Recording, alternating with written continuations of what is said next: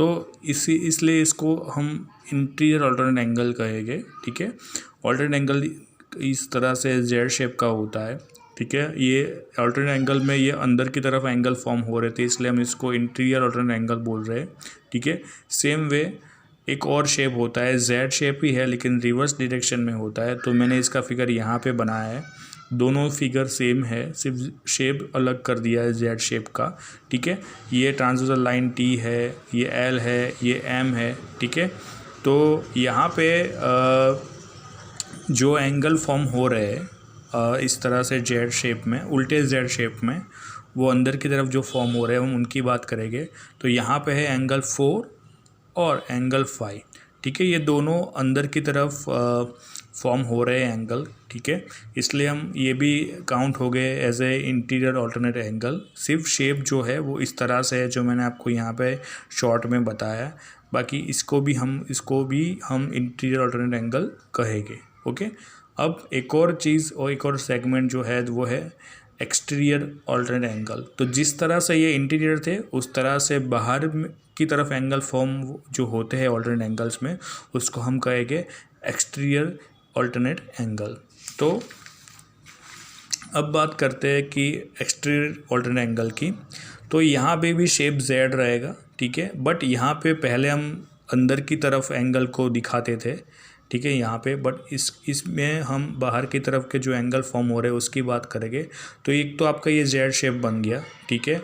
ये line M और L ही है जो यहाँ पे आपको दिखाई गई है, सेम लाइन है। बट सिर्फ इतना है कि हम उसी एंगल को काउंट करेंगे जो बाहर की तरफ बन रहा है, ठीक है। तो आप देख सकते हो कि यहाँ पे जो ये लाइन टी है आपकी ट्रांसवर्सल लाइन, तो देखो यहाँ पे जब जेड शेप बन जाता है तो इस कॉर्नर में जो एंगल बन रहे हैं, ठीक है, यहाँ की तरफ और यहाँ की तरफ, उसको हम लोग एक्सटीरियर काउंट करेंगे क्योंकि वो बाहर की साइड हुआ। तो देखो यहाँ पे जो एक्सटीरियर एंगल है वो है 2 और एंगल 7, ठीक है। अब उसको मेन फिगर के साथ कंपेयर कर सकते हो तो आपको आसानी से पता लग जाएगा। तो यहाँ पे एंगल 2 और एंगल 7 जो है वो exterior alternate angle as count हो गए और उसका शेप रहेगा सीधा जेड, ठीक है। अब देखो, अब कॉर्नर्स पे यहाँ पे फॉर्म हो रहे, अब इसको ध्यान से देखोगे तो आपको ये समझ में आ जाएगा। और सेकंड है सेम वे हमको जेड शेप को रिवर्स करना पड़ेगा, उल्टा करना पड़ेगा। तो मैंने एक उल्टा शेप बनाया है, ठीक है। वहाँ की अगर मैं बात करूँ तो फिगर वही है, ठीक है।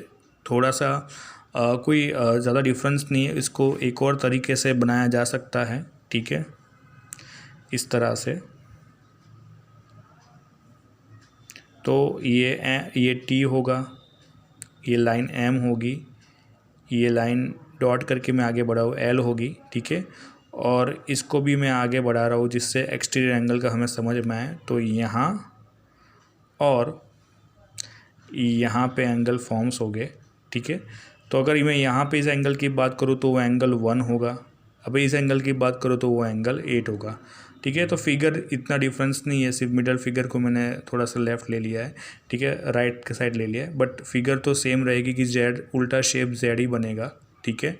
तो इस तरह से ये जो एंगल फॉर्मेशन हो रहा है, ठीक है, वो हम अगर ध्यान से देखें तो जब मैं शेप इस तरह से रिवर्स कर देता हूँ, रिवर्स जेड, ठीक है, तो बाहर की तरफ जो एंगल बन रहा है वो है एंगल 1 और एंगल 8, ठीक है। तो it is count as a exterior alternate angle, okay.